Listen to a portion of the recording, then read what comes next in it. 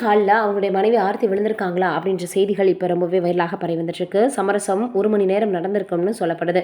தன்னுடைய மனைவியை ரொம்பவே விவாகரத்து செய்ய போகிறதாக ஜெயம் ரவி அவர்கள் அறிவிச்சிருந்த ரசிகர்களுக்கு மிகப்பெரிய அளவில் அதிர்ச்சி ஏற்படுத்தியிருந்தது.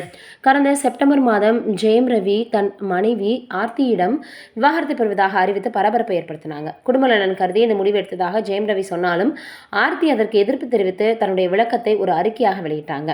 தன் கணவருடன் மீண்டும் சேர்ந்து வாழ தயாராக இருப்பதாகவும் சட்டம் தனக்கு உதவி செய்யும் அப்படின்னு சொல்லியிருந்தாங்க.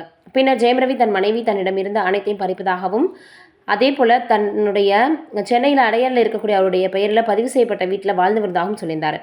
ஜெயம் ரவி குடும்ப நல நீதிமன்றத்தை அணுகி விவாகரத்து கோரினார். இந்த வழக்கின் விசாரணையை பார்க்கும் குடும்ப நல நீதிமன்றம் இருவரையும் மனம் விட்டு பேசும் வகையில் அறிவுரை வழங்கியிருக்கு.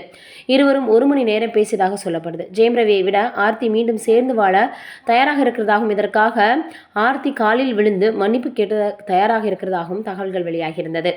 இந்த விவாகரத்து வழக்கு குறித்து மத்தியஸ்த தரப்பில் இருந்து சமரச பேச்சுவார்த்தை முடியவில்லை அப்படின்னும் இந்த வழக்கின் விசாரணை ஜனவரி 18ஆம் தேதிக்கு ஒத்திவைக்கப்பட்டிருக்கும் சொல்லப்படுது.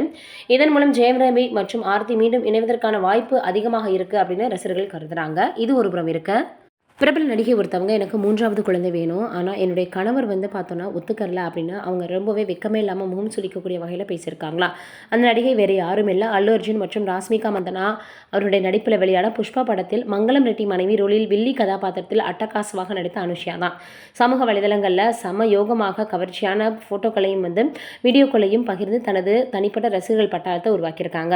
சமீபத்தில் அவங்க கொடுத்த பேட்டியில் நிறைய விஷயங்கள் பேசியிருக்காங்க. அது வைரலாகி வருது. 14 ஆண்டுகளுக்கு முன்னாடி சுஜாங் பரத்வாஜை திருமணம் செஞ்சிருக்காங்க. தற்போது 2 குழந்தைகள் இருக்கிற நிலையில் 3வது குழந்தையை பெற்றுக்கணும்னு விரும்புகிறாங்களாம். ஆனால் கணவரின் ஒத்துழைப்பு இல்லாததால் அவங்களுக்கு இது எளிதாக அமையலை அப்படின்னு சொல்லியிருக்கிறாங்க. என் கணவர் வேலை நிமித்தமாக வெளியே செல்வதால் அவரின் உதவி கிடைக்கலனும், மேலும் குழந்தைகள் இல்லாமல் வாழ்க்கை அழுத்தமாகும், வீடு மகிழ்ச்சியாக இருக்கும்போது பெண் குழந்தைகள் அவசியம் அப்படின்னு சொல்லியிருக்கிறாங்க. குழந்தை பற்றி அவங்க பேசியிருந்தாலும் பொது இடத்தில் தனது தனிப்பட்ட கருத்துக்களை பகிர்ந்து பலருக்கும் பார்த்தோன்னா விமர்சனம் கொடுக்கறதுக்கான ஒரு வாய்ப்பை கொடுத்துருக்குறாங்கன்னு எல்லோரும் சொல்லி வராங்க. நீங்கள் என்ன நினைக்கிறீங்கன்னு கமெண்ட்டில் சொல்லுங்கள்.